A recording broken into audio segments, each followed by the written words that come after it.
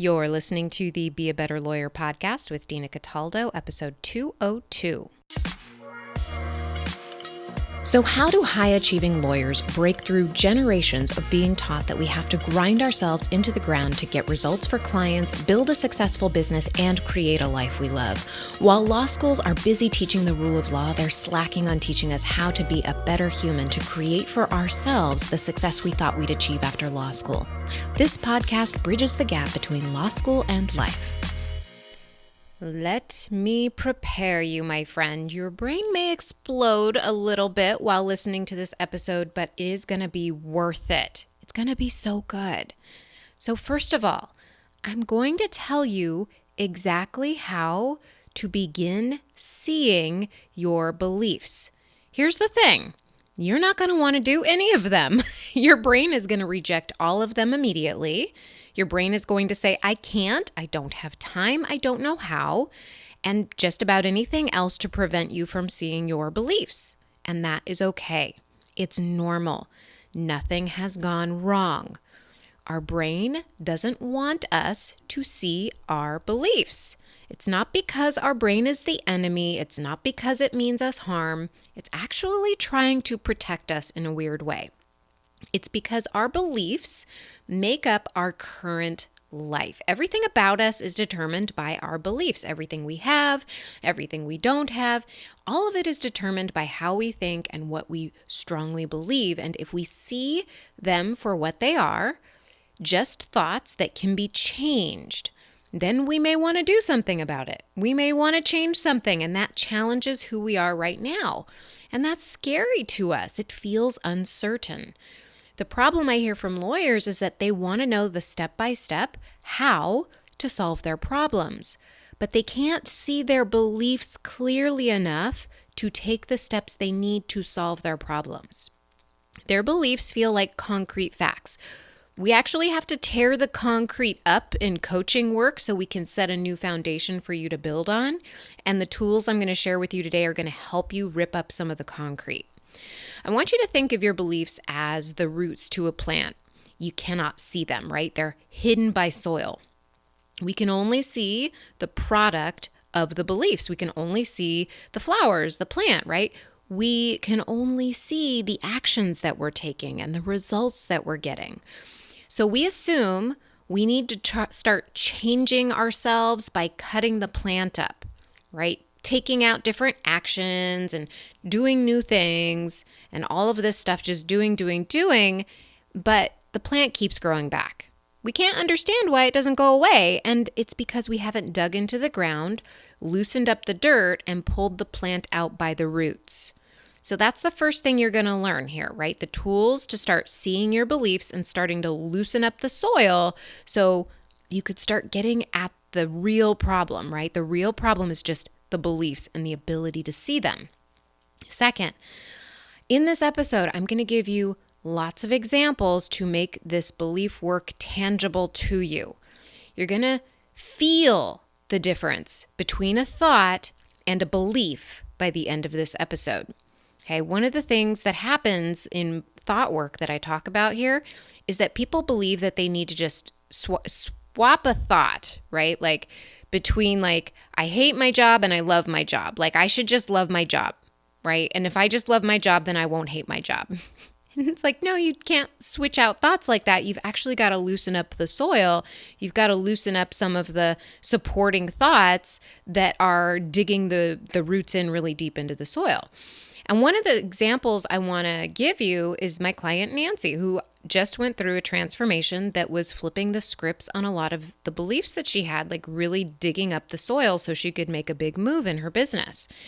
So I want you to just kind of hear that and start to understand, like this is a work of loosening up the beliefs, seeing the beliefs, loosening them up, and starting to plant seeds. Okay, that's how we change, right? Like we see the current beliefs and then we just start planting seeds and we start giving them lots of love and care, lots of attention so that those seeds grow into the beliefs we want to have so that we can get the results that we want to have.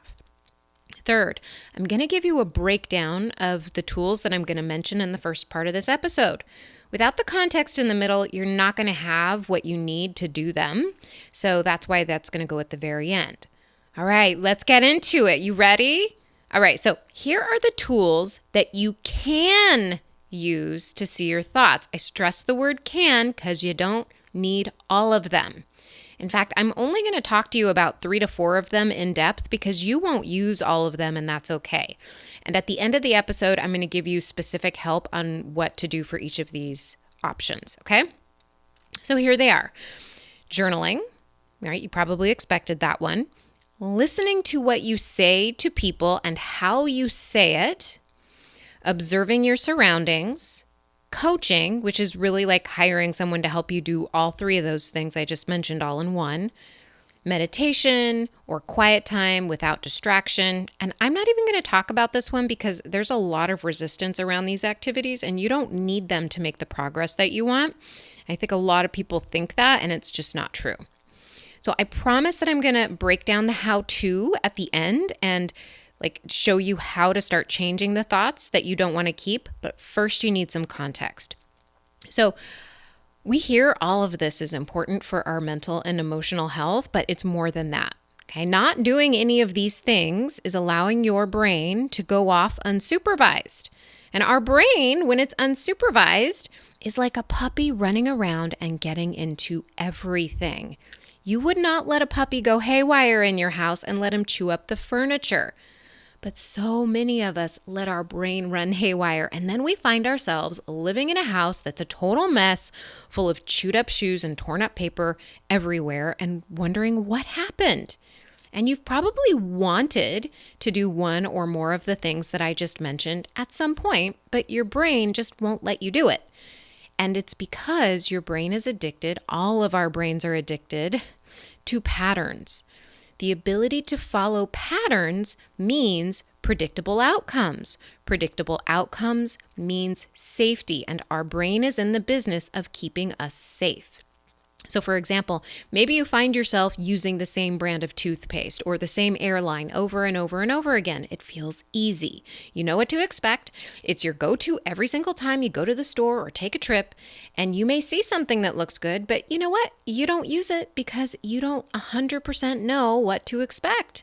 And it's so easy to just stick with what you got. Here's the problem. We don't upgrade our experience because we're making decisions based on our past experiences rather than basing them on what we want for our future experience. We don't change because our brain tells us we don't know what to expect and that not knowing what to expect is bad. Because not knowing what to expect, not knowing the pattern, could be life-threatening. That's the primal programming that we're working with here. It applies to choosing a new toothpaste just as much as it applies to choosing a new job, as much as it applies to having a difficult conversation with a partner. It's true that we don't know what to expect. We can only make guesses. We've never done it before, so of course we don't know all the details yet. You can't know the how until you've already achieved it. If you asked yourself now whether you could have 100% predicted the twists and turns your life took to get you where you are right now, you would say no. Only after you had your experience could you tell someone the how of it.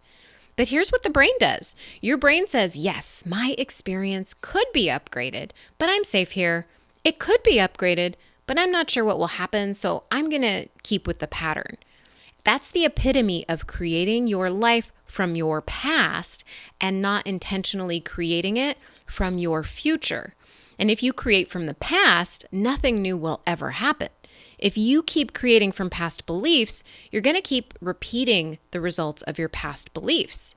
We might be forced to change something, right? We might be forced to change to another toothpaste when our favorite is out of stock, or we may be forced to choose a new airline because the airline doesn't go to the destination we want. And that might be the only time we change anything. If we change, it's because we have a new experience to think about, right? That new experience that we had may now feel more comfortable, but only because your new belief about the experience is helping you there. You have a new belief like, I like this, or it's not as bad as I thought it would be.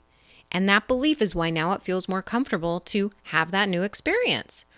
So let's talk about the difference between a thought and a belief. A thought can be a belief. They're the same thing, but beliefs are more hardwired. Beliefs are thoughts that have been practiced so many times by the brain that they feel like facts. That's why we don't question them. In fact, we may not even see them. They are the roots hidden under the soil. So here's an example. Say this to yourself: I love my body. When you say it, how do you feel? Your answer will tell you if it is a belief. If you said to yourself, I love my body, and you cringed or you felt like you came out of your skin a little bit, then it's just a thought you tried on. You don't believe it. Like thoughts, you can try them on just like clothes, and that's what we're doing here, right? You're just trying it on like a new outfit. What you experienced was cognitive dissonance. Your brain was trying to hold two opposing thoughts in it at the same time because you have another belief about yourself that may be something like, I don't love my body, or I don't like my body. I love my body is a thought that does not feel true to you. Now, if you said, I love my body, and you felt solid and grounded, like this was 100% true, then you have the belief that you love your body. All right, let's try another one. Say this to yourself: I'm an amazing attorney. How do you feel when you say that? Now, if you're cringing or uncomfortable, that's cognitive dissonance. It doesn't feel true to you because you don't believe it. If you feel comfortable saying that, then you believe it to be true that you are an amazing attorney. And I'm sure you are, no matter who you are listening, okay? But this is important to notice because we take action based on how we feel. Our actions get us our results. If we don't love our body, we won't treat it with love. If we don't think we're an amazing attorney, we won't take action like an amazing attorney would. So why do we believe some thoughts and not others? Because we've practiced some thoughts so much that we believe they're true. They've rooted into our consciousness, our subconsciousness. And we've been collecting evidence to support these beliefs all along the way, fortifying them, making them stronger and stronger so they feel like facts. The good news is our beliefs are optional. We can dig up the roots, examine them, and see if we want to keep them. Now, to change them, we need to see what evidence we've collected to fortify the beliefs. We need to knock them down one by one, and that is going to weaken the belief that you have. Depending on the belief, this may take no time at all or more time than you would like. So let's use this body example again. I'm going to use myself as an example and not you. Don't worry. So when we're between 0 and 7 years old, our brain picks up the most from its environment. It's a little sponge. We're picking up all the subtle cues from our parents on what is okay to believe and not okay to believe, on what we should think is true and what we shouldn't think is true. We pick this up through how they behave towards us, the words they say to us, and the words they say to people around us. The beliefs we absorb are beliefs we carry with us into our adulthood unless we consciously question them and purposefully change them. So let's talk about the circumstances of what my body has gone through in the last decade or so, okay? I had a scar from a surgery 12 years ago. I gained 20 to 30 pounds during chemo. Yes, I gained weight during chemo. Don't ask me why. And I didn't fit my clothes for a while. I recently had a surgery that left 2 scars on my side. I weigh 10 more pounds than I did pre-COVID. Okay, those are all facts. These are all circumstances. But depending on what you believe about your body, you will think differently about these circumstances. So for me, I have always loved my body. I never really had any negative thoughts about it. Other things about my appearance, yes, but not my body. That's because early on in my life and consistently through my life, my brain has picked up on this because I was taught early on that I had a nice body. I've been told it over and over again. Take that for what you will. It's a totally subjective thing here. I'm not like totally getting in on this with ego. I'm just giving you an example. So when my body started changing and going through things, when I started getting scars and when I started gaining weight, I didn't make it mean my body was suddenly changed and that it was weird or that it was bad. It was different, but I still loved my body. I didn't think there was anything wrong with it. So I still don't think that, right? But I'm also conscious about what I allow myself to think. I am very conscious about the input that I get in my brain about my body. I don't read fashion magazines intentionally, so I don't pick up all the societal cues that tell me my body needs to look a certain way. When I did read those magazines, they created cognitive dissonance for me. It felt really icky. I noticed the thoughts that they were feeding me, but I didn't believe them because I had another belief that was stronger. And so I was like, no, I don't want this other belief in my head. This belief sucks. Same thing with social media. If I notice myself feeling icky about my appearance when I look at things, I don't follow them because I don't want that in my head. Because I believed that I loved my body, I never made the scars or the weight gain mean anything about me or anything, right? In fact, it was easier for me to do what needed to be done to feel fit, to feel really good and eat well because I had the belief that I love my body.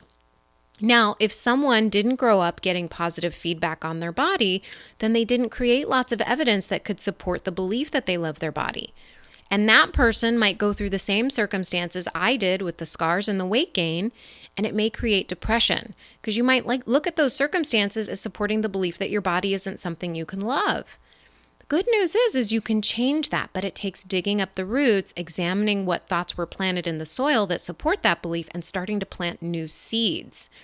So when I'm with my clients, I help them do that, right? I ask them lots of questions. They start to loosen up the root when they start questioning like all of these things that are happening in their life, all of the thoughts that they have that are supporting like their beliefs. And then they start to see that their old beliefs are baloney and it's just old programming from childhood and they don't want to keep it. So sometimes it's very easy to discard. And then there are other thoughts that are dug in deep that take some time to loosen up and release. At the same time, we're cleaning up the soil, planting new seeds, and creating new thoughts that can grow deep roots with practice, right? With attention, with care. All right, so let's go to a client example. My client, Nancy, who I've mentioned in the podcast before, was at a point in her practice that she wanted to grow it, and that meant she needed more help. But when her partners in the office found this out, right? How did this go down? So when her partners in the office that she shared told her they wanted to eliminate this assistant that they shared, her brain immediately told her that she could not hire an assistant for herself to grow her practice. Her brain gave her lots of reasons, right? I put reasons in quotation marks, right? So I want you to imagine a restored version of the Parthenon in Greece. It has strong columns supporting what was once an ornate and beautifully decorated ceiling. And think of Nancy's belief that she couldn't hire an assistant for her practice as that beautifully decorated ceiling. Each column supporting that ceiling was evidence that her brain collected supporting that belief, the ceiling that she'd made for herself. Right? So each column was a thought like, I couldn't afford to have an assistant a year ago, so I probably can't afford it now. My partner said I shouldn't have an assistant because it's not cost effective. I don't know if I'll make enough income to pay her. I don't know if I have enough work to give her to make it worth it. Right? So these thoughts were very easy to believe, right? Even the I don't knows, right? It's not even a solid thing. It's just kind of vague, but it is just a thought that the brain has and it just accepts it 100% as if I don't know is something that can't be changed. So these thoughts were so easy to believe because they all supported that belief that she couldn't afford an assistant. But then we did some coaching. We knocked down the columns and we started helping topple the ceiling that she'd created for herself. We questioned each thought to see if it was true or if her brain was just going along with it because it felt true. Turned out that every single thought she had was a lie her brain was telling her because it simply supported the belief that she couldn't afford it, right? We ran the numbers. It turned out that she made enough to pay her assistant and her assistant was going to help her bring in more cash flow because Nancy could get more billables in.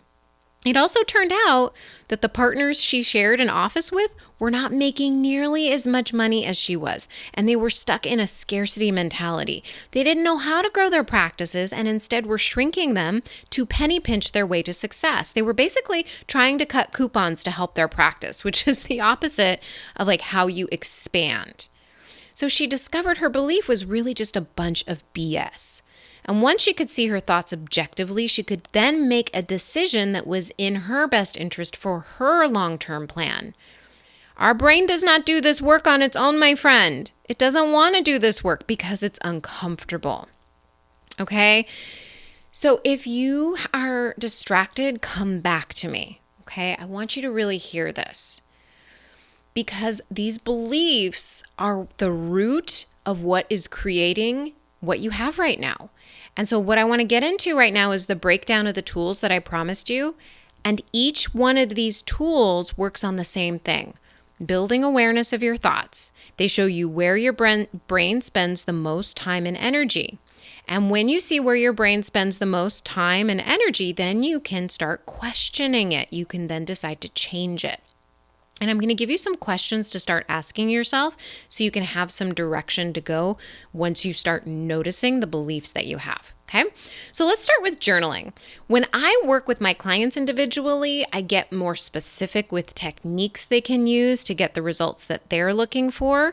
But if this is new to you, the only thing to know is this: venting in your journal is fine, right? But after you've vented, read what you wrote.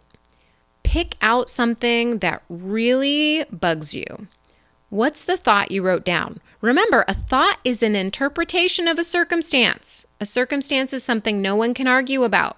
So a circumstance would be an attorney said words. A thought would be that attorney was rude. And once you pick out the thought, ask yourself, is it true? Maybe you say yes, it's 100% true that that attorney was rude. Then ask yourself, what if it wasn't true? Like, what if you looked at the thought that you had in the light most, like the circumstance actually, that happened in the light most favorable to the other person, right? Play with it. Ask yourself these questions. If you're building your practice, ask yourself in your journal what you believe about your practice, what you believe about your clients, what you believe about yourself as an attorney, as a business person. Write all the thoughts down. Now, here's something that I see sometimes. It's like this willful ignorance of bad things in our head, right? So like, don't ignore the thoughts that you have that are filled with doubt and maybe anger or disappointment. Don't ignore them. Don't wallpaper over these, right? Like, we want to see everything. Now, our society has trained us that if we're not positive, then there's something wrong with us, right? But what we have to do is dig up all of the beliefs before we can make change, even the ones that may not be very pretty to us. All right, so second technique I want to share with you is listening to what you say and how you say it. So like, when you talk to people, how do you talk to them? How do you feel when you talk to them? Just notice in daily conversation. What kind of words do you use? Do you find yourself complaining a lot?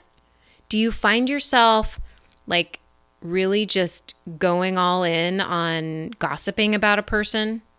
Do you find yourself saying how busy you are all the time? Like, just start to notice what you're saying. And instead of taking these at face value, like beliefs that you might have, I want you to start questioning them. Okay. So here's an example. So for instance, you might notice that you revert to a child when you talk to some people.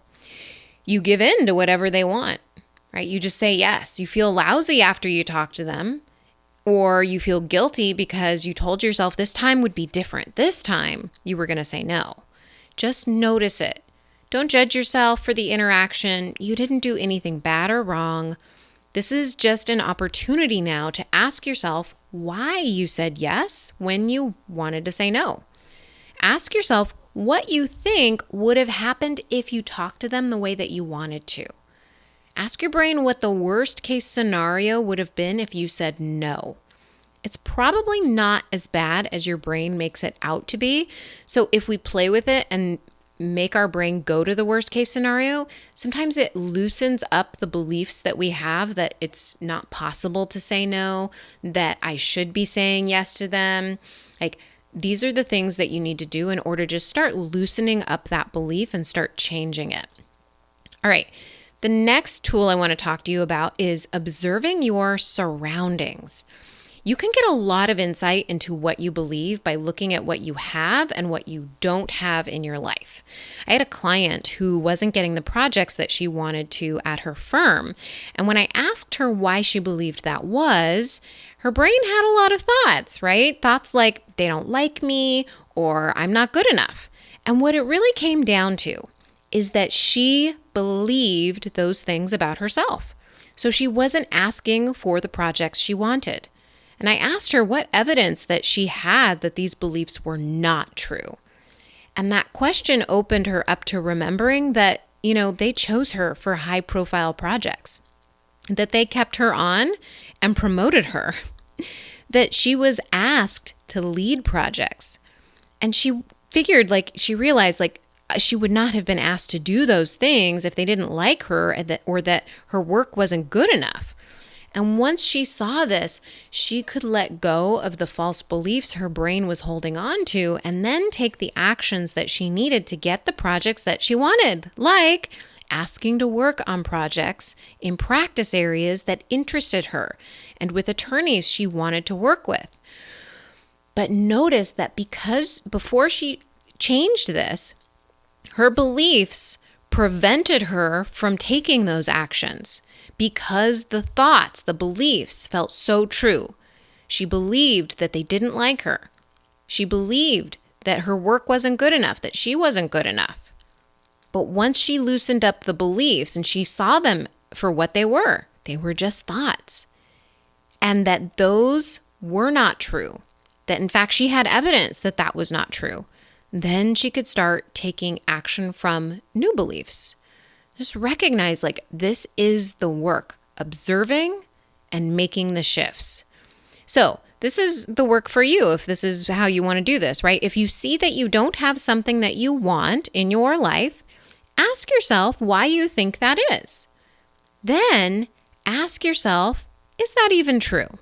Even if your brain says yes, ask it for any scrap of evidence that it is not true. You're bound to come up with something. Just start looking for it and you will find it. All right. And then the last thing that I want to talk to you about here is coaching, which is really having someone help you do all of these techniques we just talked about. And my job as a coach is not to tell you what to believe or what to want, is to show you what you believe now and how it's impacting your life. Then you get to decide if you want to keep those beliefs. If you don't, then I can show you how to plant seeds for new beliefs and cultivate them so you can create the impact you want in your life. I show you how to observe your thoughts on your own and give you the tools you need for what's going on specifically in your life. I do this by asking you lots and lots of questions. The quality of our life is determined by the quality of the questions we ask ourselves. If we're not asking ourselves questions, we're letting our brain run on autopilot and we'll get what we've always had. We'll have that puppy running around, tearing up the house, and nobody wants that.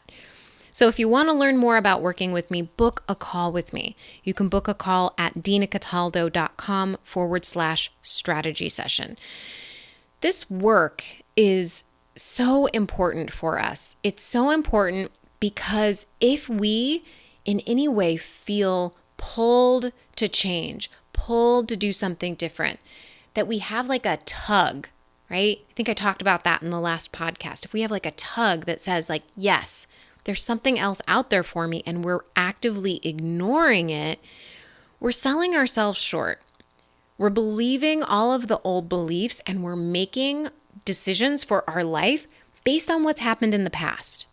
Based on what we were taught from 0 to 7 about what we're capable of and what we should want, rather than reevaluating things. And this is something that I'm learning that I want to do is I want to continually reevaluate my life. I want to continually redecide what I have and what I enjoy in my life. And if you join me on Instagram, you'll see me kind of going through this process, in stories. You can join me at dina.cataldo if you're on Instagram.